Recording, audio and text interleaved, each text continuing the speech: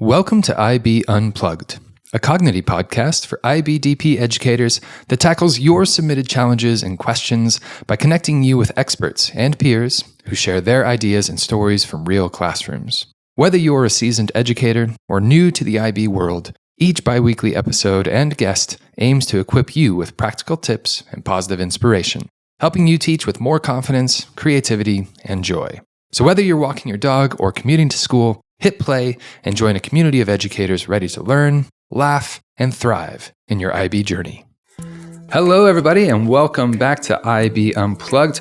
We're super excited for this week's episode where we are talking with Terence Tan. We're looking at tech with intention, how we can rethink classroom innovation. Terence is the general manager for USA at EdMaker. He leads future-ready STEAM, STEM, learning across schools, libraries, community programs. He's been a speaker at all sorts of different conferences. He was a teacher before he got into the edtech area.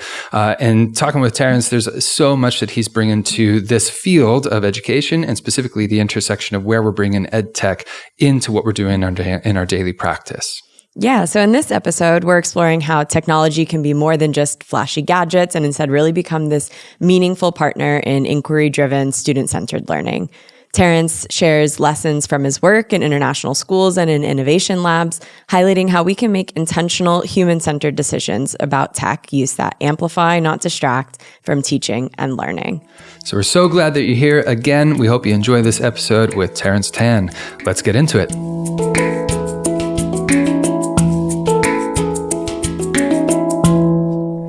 Hi, Terry. Welcome to IB Unplugged. We're so glad you're here. Hi, I'm also delighted to be here. Thanks for having me on this call and, happy to share. Absolutely. We're looking forward to diving into tech with intention, thinking about classroom innovation, that sort of thing. And I know we've got a lot of great questions and topics we're going to get into here soon.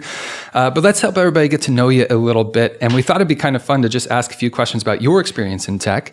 And I wonder if you can recall your first memorable classroom tech moment. Oh, wow. That's we talk so much about helping students with AI and Gen AI. I'm going to potentially date myself a little bit here, but I remember my first month of teaching in a classroom in Singapore. Students did not have one-to-one devices. We had to push in a lab cart, and I tremendously underestimated the weight of a single cart. And that stuff is heavy, and that's not something they tell you in teacher school. So it took me and two reasonably big students to muscle it into the classroom. And I remember by the time I was distributing the laptops, I mean, in my mind, I had a way of okay, everyone in row one is going to stand up. You guys are going to get a laptop. Everyone in row two.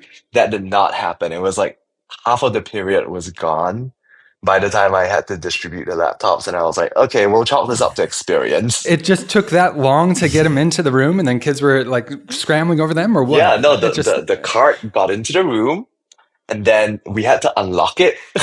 And then the key was in a different place. Yeah. 3 other administrators to come and unlock the cart. It was one of those things where you think, as a first year teacher, that, it's simple. Like these kind of, I guess, preparation or prep moves are really easy because everyone's kind of done it before, and the more experienced teachers are like, oh, this is how you do it, right? Yeah. But there's so much planning that goes on behind it that I obviously kind of overlooked.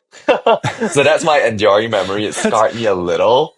And I'm so happy that most of the schools I've been involved with have transitioned to, one-to-one devices. Yes, and proper carts that are portable. So yeah, something as simple as a hardware. It's such a classic, introducing a tech piece into the classroom, right? And there's so many times when I've been like, I'm going to use this thing. It's going to be super useful. And then 20 minutes of the lesson are gone just trying to activate it or get the kids to actually be using it. I'm like, this wasn't even worth it in the first place. Yeah. So prep is key, but knowing what you have to prep for, in other words, figuring out what the known unknowns are, was so important. That's one of the key things I took away from my first few months in the classroom. Yeah, definitely. Yeah. So besides laptop carts, what is one digital tool that you wish that every teacher could master? That's a great question. It's hardware or software, right? Ooh, you're going to differentiate hardware or software. All right. One piece of hardware, one piece of software. Yeah. There is I think a lot of Gen AI powered tools are super useful. There's been pretty specific tools that have been developed for professional development, for instructional coaching. But for me, like a general purpose LLM, like, ChatGPT or Gemini, has grown in terms of number one, features, as well as number two, support. So I feel like just by familiarizing yourself with what ChatGPT, Gemini, Claude, pick and choose your favorite LLM, familiarizing yourself with what it does, what it can do, how you could potentially kind of weave it into your day-to-day workflow, not just for administrative purposes, but how you could potentially kind of integrate it into your day-to-day instruction. Like that's so powerful to me. So for software, I would say one of like a GenAI tool. More specific tools like Brisk or some other tools that are hyper focused on education are really useful. But I see it as more like that. That's what you learn after you're familiar with the basics. And to me, kind of like the basics would be like a general purpose large language model that you pull out and use when you want. So that's for software. He's going to say a whiteboard marker and like pen, right? Yeah, I was going to say a Tamagotchi. a laser pointer. There you go. That's not hardware, but I mean, I think if I'm thinking about tech hardware, I've seen the swivel robot, the swivel bot, being used in great ways for instructional coaching and professional development to be able to record not just what a teacher is doing, but also how students are responding, and integrating that into a broader instructional coaching cycle can be something that's really powerful. Yeah, that's just a couple of things that come to mind. Nice one. All right, and I guess kind of a final warm-up question here. What's one thing you wish that people had a better understanding of when it comes to edtech? I think a lot of non-educators, and I'm gonna ruffle some feathers here, but a lot of founders, right, who might not have stepped into the classroom before, think that edtech is a cure to a lot of the challenges in education. And I think there's a lot of focus on product development that looks at solving. I mean, there's so much research or so much thought pieces done on solving the two sigma problem, right? But I just wish more founders would step into the classroom and have experience actually teaching for a few months, for a year. I think that in-classroom exposure is so important.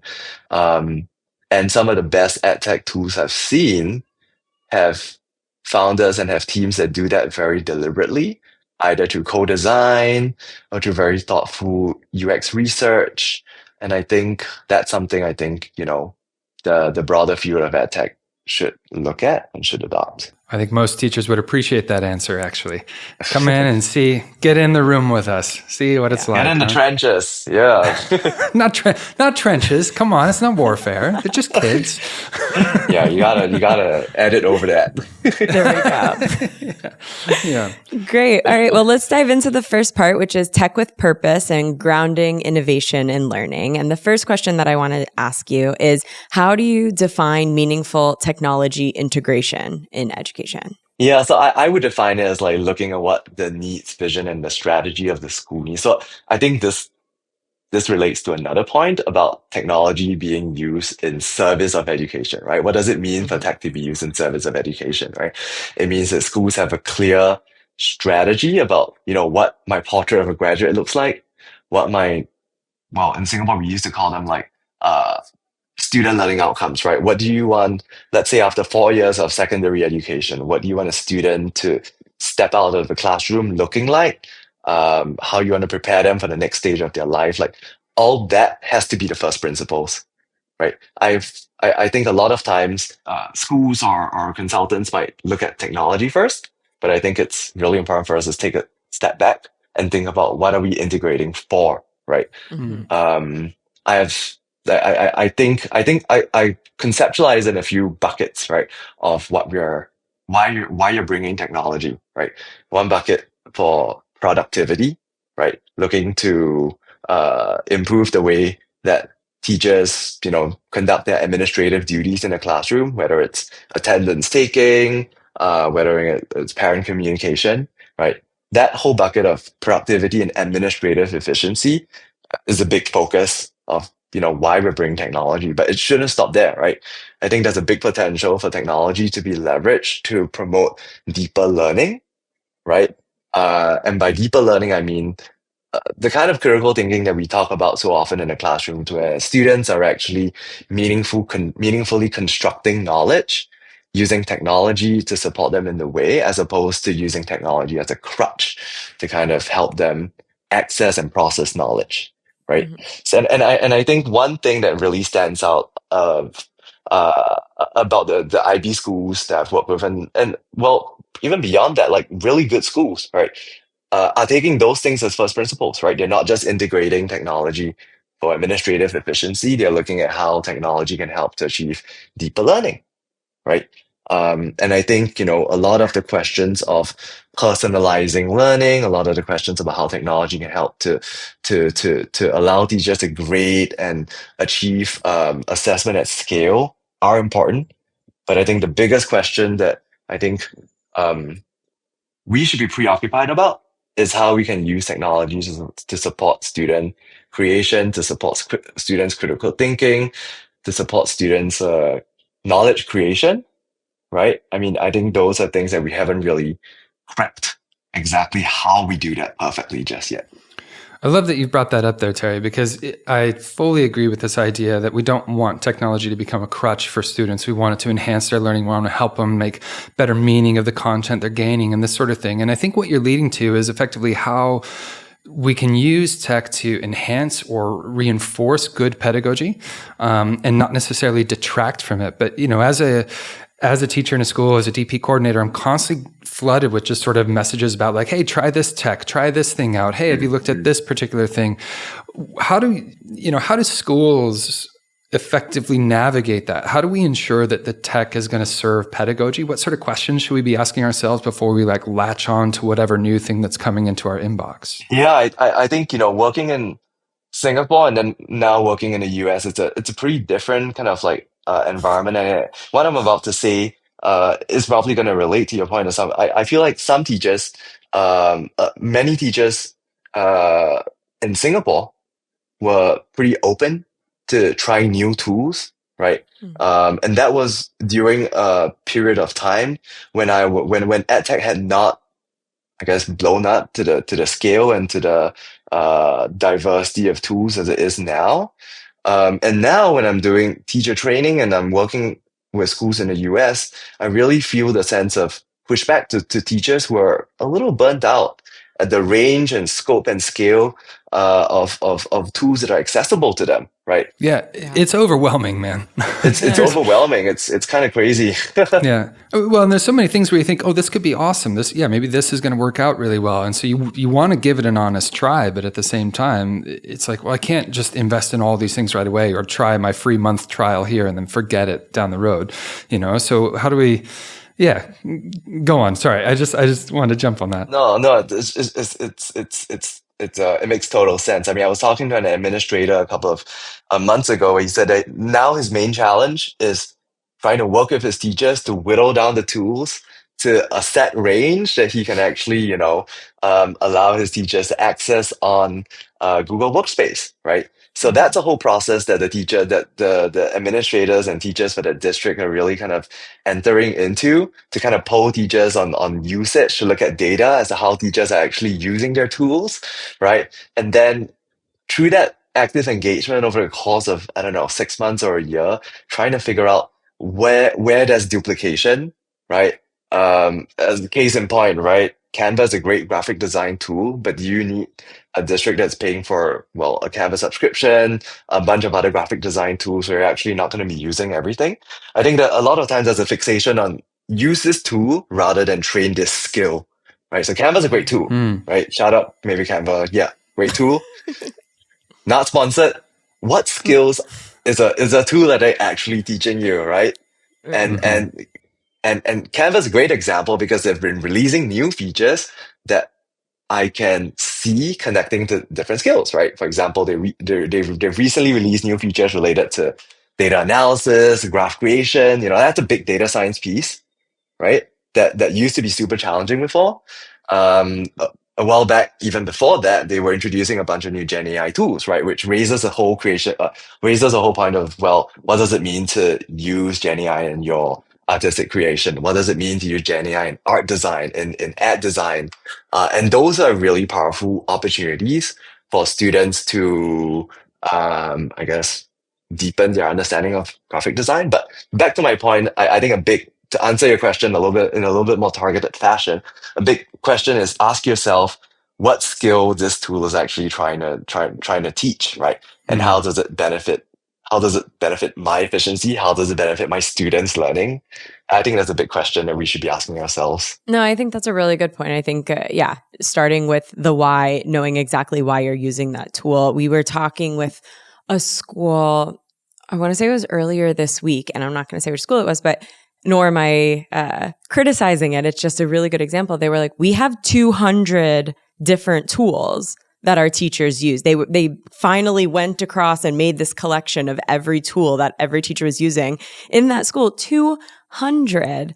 How can you use 200 tools well? How can you train teachers to use 200 tools well? It's crazy. And I understand why, because all these small use cases start sneaking up on you. And this sounds good for this one thing, and this sounds good. Or you just started a trial and forgot to cancel it. I have a few of those personally.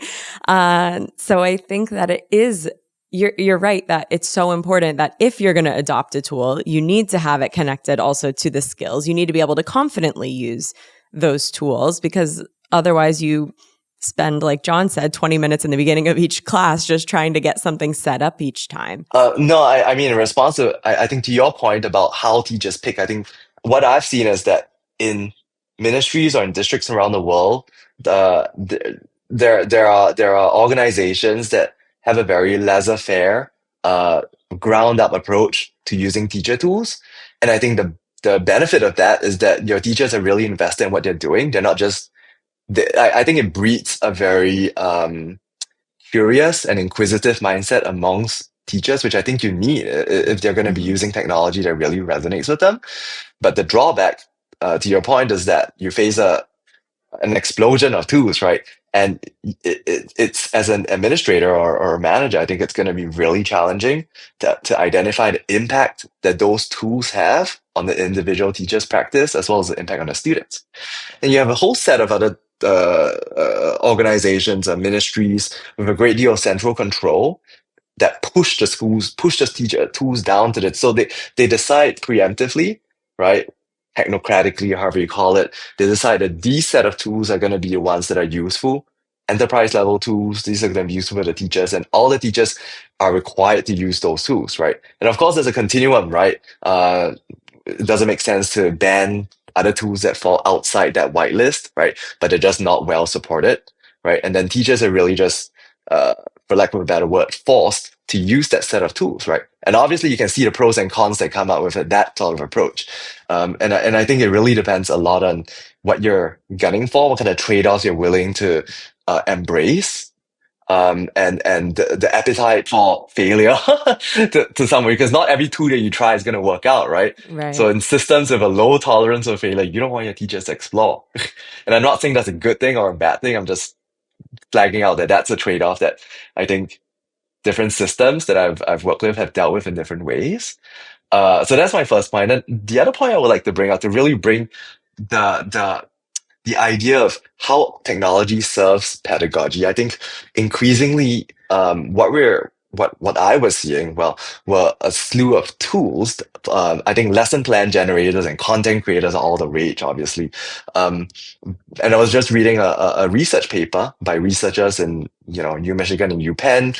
The title of the paper is Pedagogical Biases in AI-Powered Educational Tools, the Case of Lesson Plan Generators. And so what the researchers really found is that a lot of the content that was coming out of these lesson plan generators were focused on the teacher as a sage on stage, right? Rather than facilitating the sort of like inquiry-based learning and constructivist approach that I think really helps students think for themselves. So I guess a broad question is, yeah, even if a tool sounds like it's going to, make your life as a teacher better or make you more productive, what what are we trading away? What's missing, right? Are the tools that we're using getting us to converge our teaching practice and the way we teach towards an era which is currently not so relevant because the training materials for that Gen AI model are all based on that era? Or are we, I guess, conscious and self-aware enough to say, actually, I want to push back on this a little bit, right? How does creating an AI lesson generator that promotes student inquiry and, open-ended thinking, what does that look like? And I think there are pockets of that innovation amongst communities of practice I've seen that are really interrogating that question. Yeah, it's such a good question. It's something that we've been thinking about a lot. Of course, every edtech company is thinking about AI. Cognity didn't jump straight into it in the beginning because we've been really trying to get it right. And one of these kind of main points is what you just said. It's what kind of pedagogy can you stand behind? And for us, we really deliberately have these, oh God, I'm going to butcher this. No, I'm not. Our learning principles, it's active learning, inclusive learning, applied learning, and formative learning. There we go. And all of these things, like you said, are kind of, if you don't train AI correctly, it's really hard to lose out on that. And then you are having a product that doesn't align with what your true principles are. And when a teacher comes to us and is like, how are you building your product? It's like, these are the foundations of what we're trying to do. And if we're developing resources or lesson plans or something like that aren't active and inclusive and formative and applied, what's the point? Then it's not quality in terms of what we've spent years researching is most important to see, especially in a DP school.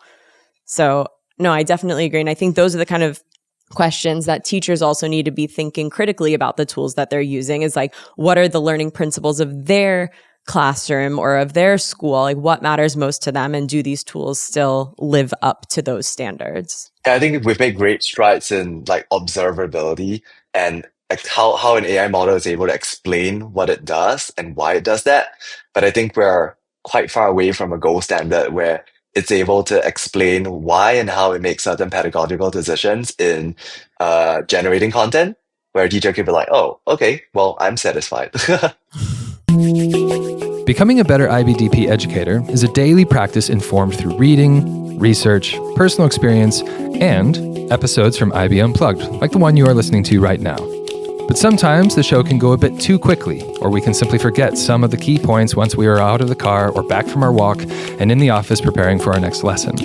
That's why it's easy to download the episode summary at cognity.com/IBUnplugged. Simply navigate to today's episode and click Free Summary to receive a condensed summary of today's episode, including links to other sources and other exciting bits of information you can use immediately in your daily practice. It's free and it helps. Now, back to the show.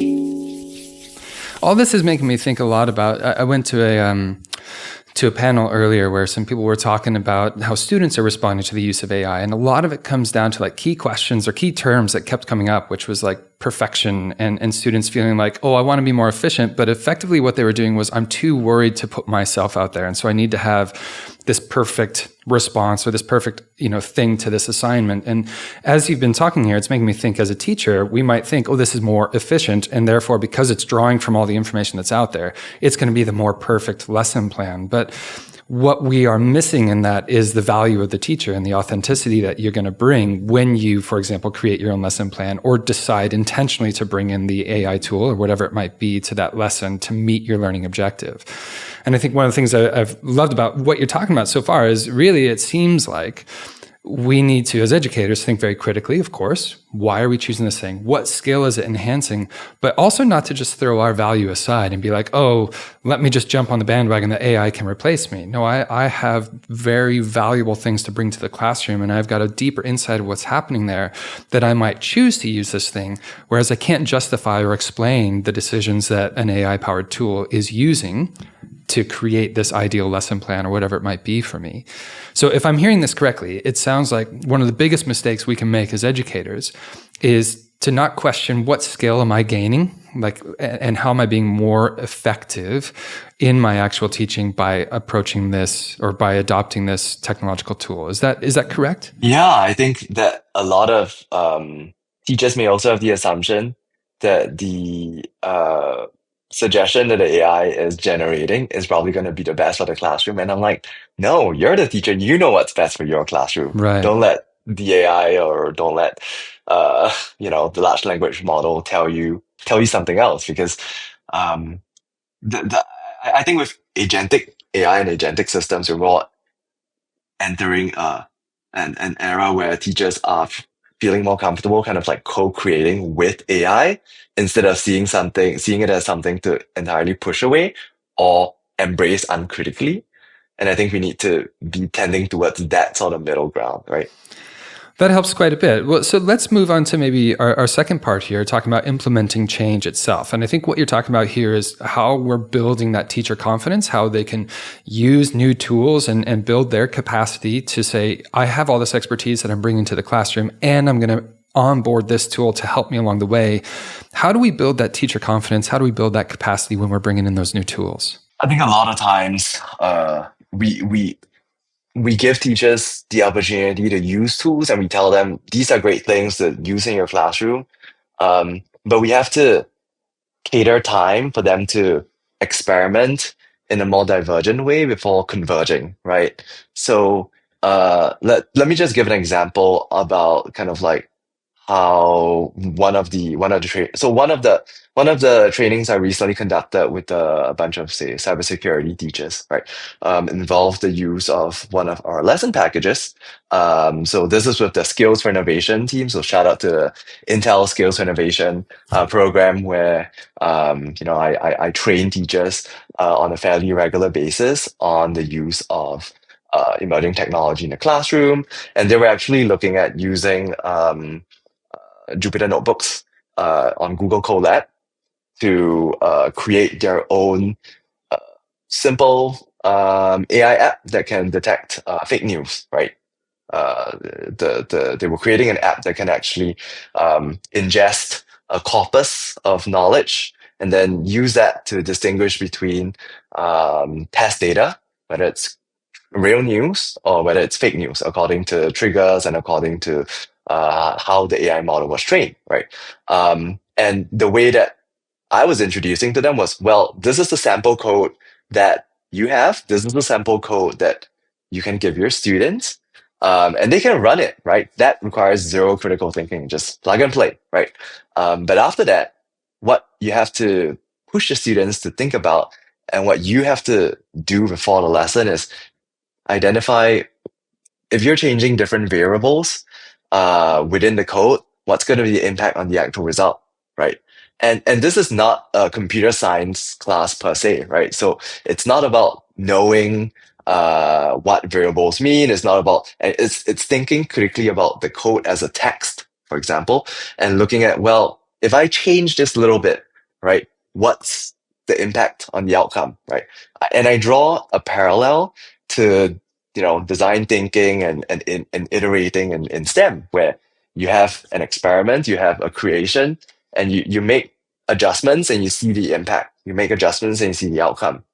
And with student-facing AI tools and with student-facing technology, it's increasingly more and more possible for students to make these changes in their model or in their creation on the fly, and then test it out to see what the impact is, right? And what a lot of technology is doing is making that cycle faster for students to look at how changes they make are impacting the outcomes, right? And I think we need to give teachers the space to try that out before introducing it to their to their students. All right. So, Terry, I get it. So we're saying we need to make sure that teachers have that time to kind of play with the tool or get used to it and see how it's going to work in their particular space and what might be something that they could play with and see how it's going to get those skills and those outcomes from young people as well. And I think with regard to like tech implementation, specifically in the IB, the International Baccalaureate, where we are trying to build up particular skills. And I appreciate how many times you've mentioned that already in this episode, just talking about what tool are we using for what skill development. How do we approach that implementation so that we're building skills such as critical thinking or such as inquiry, as you've mentioned already? How do we make sure that we've got the right tool, we've taken the time to look at it, and how we can implement it so that students are developing those skills of critical thinking and inquiry, for example? Well, if you're giving teachers the opportunity to play around and experiment with tools, right, then I can imagine that a well-designed professional learning or professional development program or community of practice is going to also cater the time for teachers to converge, right? So they've diverged and now they're converging, right? And so the question is, what are they converging on, right? For each school system, for each school district, you have a different set of expectations, student learning outcomes. You got your ATL, skills and inquiry. And I would throw it out to the teachers. How do you see this particular tool contributing to your portrait of a graduate? How do you guys see this tool contributing to ATL skills and inquiry, right? And if teachers have been giving this tool kind of sufficient space and bandwidth to experiment with, they are going to be the ones who come to the table saying, I've noted that I can do this with this tool, and I feel connected to this skill, right? Mm-hmm. And of course, as a facilitator, you have a bunch of maybe 10 or 20 different examples at the back of your mind that you can pull out if the teachers need a bit of help connecting the dots, right? But I in my experience, I think that if you genuinely ask teachers, you give them the space to play around, experiment, be diverged before you converge, the teachers themselves are going to come to you with ways of using the tool that you could never have imagined of as an administrator. I was going to say, it sounds like if you're a school leader, maybe this is actually better if you kind of identify there's a few teachers who are very explorative, are going to diverge, as you mentioned, really kind of expand all the ideas here as possible, and then kind of bring it to the whole group. Because I think, teaching, school systems and schools themselves are filled with a diverse range of experiences and a diverse range of interests in trying something new. And so maybe if you've got like a core group of people where you like, go out and play with this a little bit and figure out how it might work in our context, and maybe they bring it back, that might be something that it bridges a gap of maybe here's this tech company, here's somebody I know and trust and have worked with who's now played with it and sees how it could work in our context, and that maybe softens that blow. Have you tried that stuff? Is that kind of work? Is that what you're talking about so far? Yeah, no, that's exactly what I see happening a lot. I mean, I think with anything new, you have your early adopters, right? And you have the majority who's going to be following. They want to wait and see, and of course you got the laggards, right? So your 10% who are your early adopters, those are the ones that you will really want to capture. You bring into the classroom, you give them incentives, you give them perks, free use of products, stipends, all that kind of stuff. At least from product standpoint, that's what you guys have to give them, or that's what Teachers don't like free stuff. I don't know what you're talking about. yeah, no one likes it's funny, we had a pouch, the skills for innovation and Intel pouch. We gave it to our teachers, our ambassadors who are champions of the program, and they went crazy. And I was like, wow, I think the question is, what was in the pouch, Terry? It was an empty pouch. It was crazy. Then I realized, as a teacher, that's the perfect size for me to put my markers, all my stationery. It's a pencil case. You had a pencil case out. That's what it is. We were touting it as a makeup pouch. I was like, no, it was not a makeup pouch. That's funny. No, I see what you mean. And I think that we've always felt that resonates, where you have to have the people who are willing to be that bridge, who are willing to be the guinea pig, maybe in a less polite way of saying it, of trying. And you give them the opportunity. You give them opportunities to present at conferences, to share. You really have to nurture that community of learners, because once you give them that recognition, they're gonna take your product. I realize that a lot of product-led growth is about having a really good product and finding your community, right? So I guess that's a bridge between edtech product and how it looks like in the classroom. Yeah, and then I think for leaders in a school, thinking about how they want to build that culture around innovation, I think is really important to do very deliberately. I think that we've seen it in a lot of different ways in different schools. And one kind of culture that I feel really supports innovation is when it's not just there are a couple of teachers that kind of get labeled as the innovators, and then everyone else is expected to follow them. I think there are some that naturally want that title, but there are a lot of teachers that are probably even better at discovering new tools and learning about the kind of impacts in the classroom and stuff, but being careful to champion the ones who are vocally the innovators, but also making sure that that doesn't put everyone else as the majority that will follow them, where there has to be a space created for everyone to feel like they have that possibility to be an innovator or a leader and have space to share with the other teachers in the school. Otherwise, they're just gonna be like, oh no, that's John's job. He's the innovation guy. And then what happens when John realizes that there's another schooler out there that... Right, John leaves and now there are no innovators in the school. Yeah, we've seen it. Yeah. Or that I'm actually the Luddite in the family here who's like holding everybody back. Yeah. Yeah, no, I think it's such a great question, a major change management challenge that I've seen, and some of the best leaders, administrators I've seen have a really clear vision on how they want to promote that culture of innovation. Um, I also think that a big part of it is helping teachers who might be in that. Remember, I talked about there being a range, giving them the opportunity to, giving them the space, I guess, right? To, after, for example, if you're thinking about a showcase where your Johns and innovators are sharing, right? Carving out the space. John loves that he's become the innovator in this conversation. I did like this a lot. This is great. It's the now what, right? It's the now what question, right? We've seen the potential, the possibilities. You get teachers to look at all the tools that have been shared by those early innovators and get them to pick one in small communities of practice. Like, there has to be that follow up. And I think it's well established the kinds of follow-ups that work and the kinds of follow-ups that don't. Yeah. Well, I love what you're saying here with regard to very, very clear vision, because I think that will help with that follow-up as well. If as a leader or somebody in school who's trying to bring in this innovation, you've got a very clear idea of like, these are the skills and these are the ways it's going to help our young people become more literate in this technology moving forward, then it's easy to see where that follow-up is going to be. And I think as teachers, then it's easy for us to onboard it and just go, okay, I get it. I need to bring this in. And it kind of leads into, I guess, kind of our third segment here, with regard to student agency. And one thing I'm noticing definitely as a teacher is it's really important that my students become thinkers about the tech that they're using, not just tech users. A number of times somebody has kind of said to me, oh, have you used insert whatever this particular tech tool is? It's always like, okay, well, what do you use that for? And sometimes you can just tell from a teaching standpoint, they're just using it to kind of get around the hard work of learning or the hard work of thinking about something difficult. So how do we prepare students to not just be tech users, but actual thinkers about their tech? Because it shouldn't just be teachers who are thinking critically about, is this tool effective or not? We need to impart that to students as well, because they're going to be bombarded by all sorts of tech when they are now, and they'll continue to be. How do we get them to think critically about the tech they're using? Yeah, that's a great question. And it's something I've that preoccupies a lot of my time nowadays, thinking about how students should be using technology. So I come from the first principles that students should use technology to create and build, right? It's as simple as that, but it's also incredibly complex, right? What do you mean by create and build?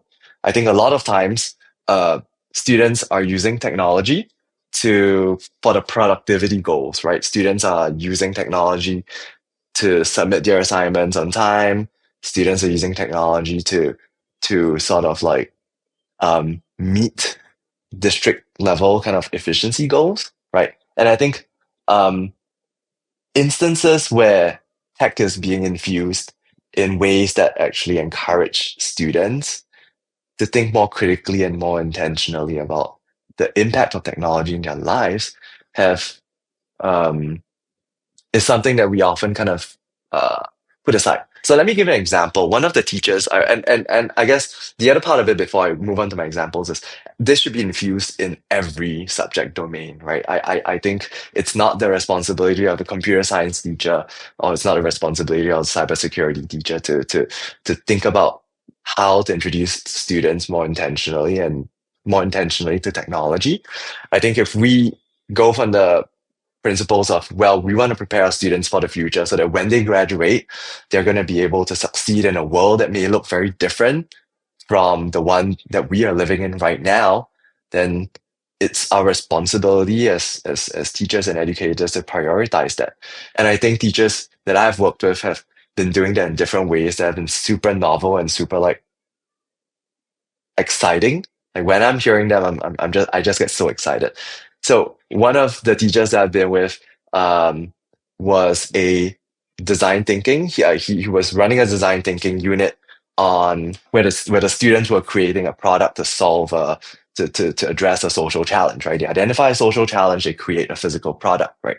So we ran a unit where the students had to use GenAI tools to design an advertisement. So they use Canva to design the tagline, to design the visuals. They use Sora to design a video. They use ChatGPT to kind of design a prompt to feed into Canva, right? So it's really thinking about the kind of tools that they will potentially be using, their tech stack as adults or when they graduate, when they go to college, what sort of tech stack they're using, and then bringing it back. What does my current curriculum look like, right? Before that, his curriculum was, well, the students design a ad on paper or using basic design software. They write an essay unpacking the pathos, ethos, and logos principles of the ad. And so he looked at that and he was like, well, how can I use tech tools that are out there? How can I use GenAI tools to help to reinvent this assignment so as to make it more relevant? Right. So I think a lot of times it's connecting what I have that's already really well thought out in terms of a project, a summative assessment, whatever it is, right? And then looking at the tech tools that you're familiar with because, and this is important because he had the time, he had the bandwidth to go and explore and try and play around, right? Like I said, he was playful with these tools, right? And so when we looked at how to connect the two, it was, that segue was really natural, right?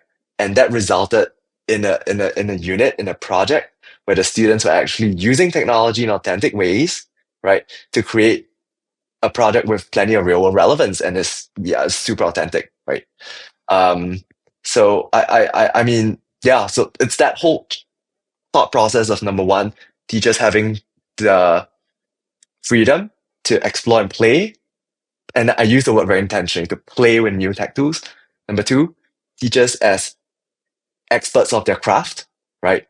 With curriculum that's high quality. And then step three is the time needed to kind of like integrate one and two.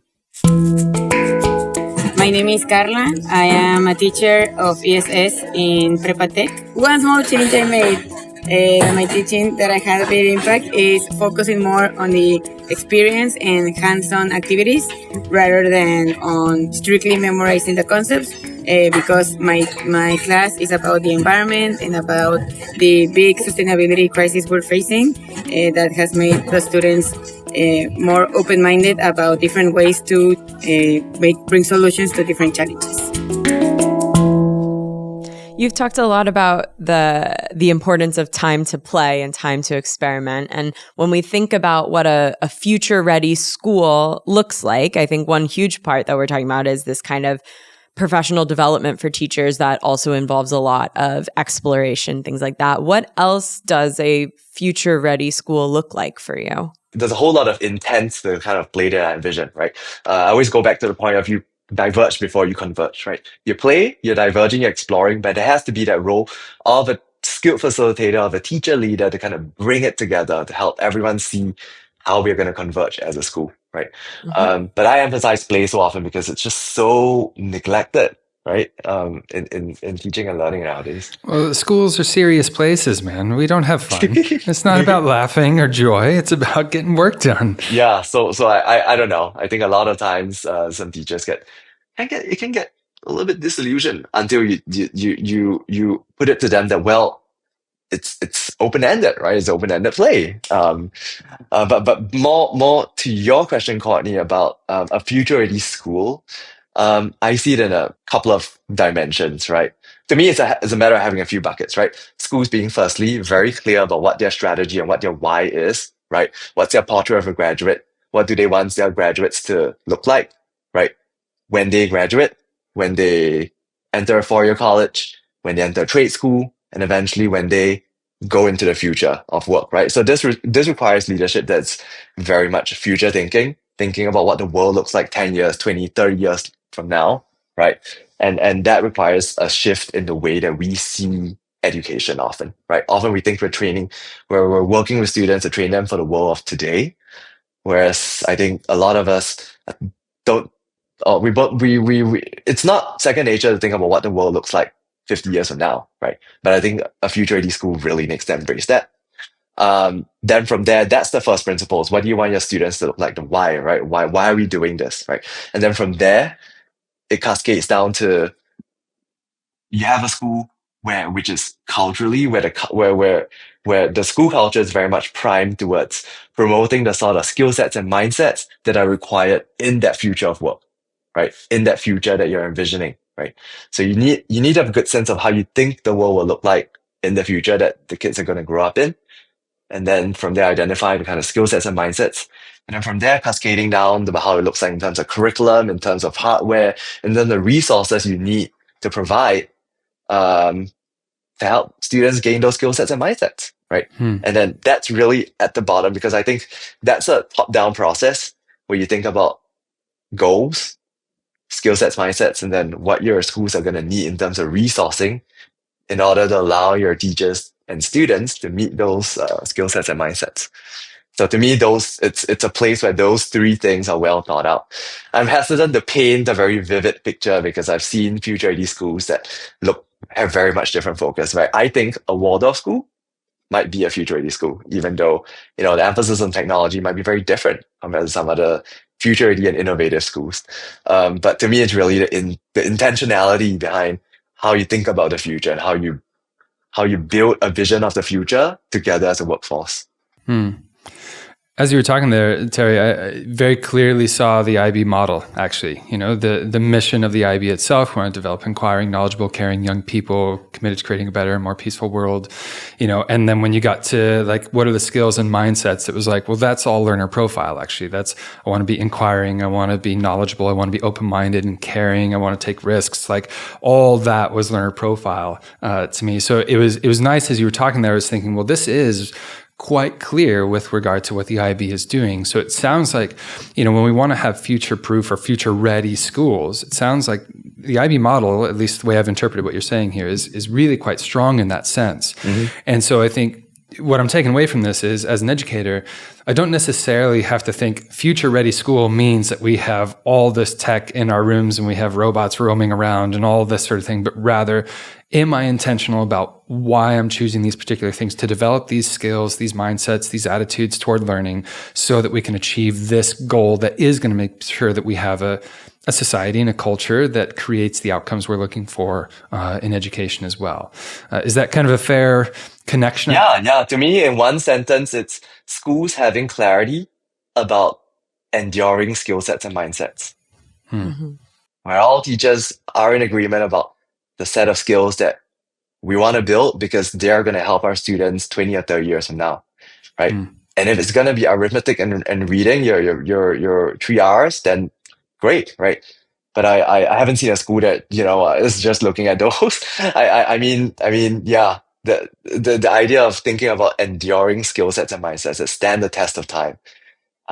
Not all schools devote the time to think about that because I think we're so mired in the operational stuff sometimes. Do you think that would be your kind of main piece of advice, I guess, to anybody who's listening here and thinking about adopting new tech or something like that, is just first have a clear idea of what you're aiming for and then understand if this tool is going to support the development of that aim? Yeah, I think a lot of times as a teacher, you have your we learn about implicit and explicit curriculum, right? You have what you need to teach. You have your learning goals that all your students need to leave the classroom by the end of this year, acquiring certain skills.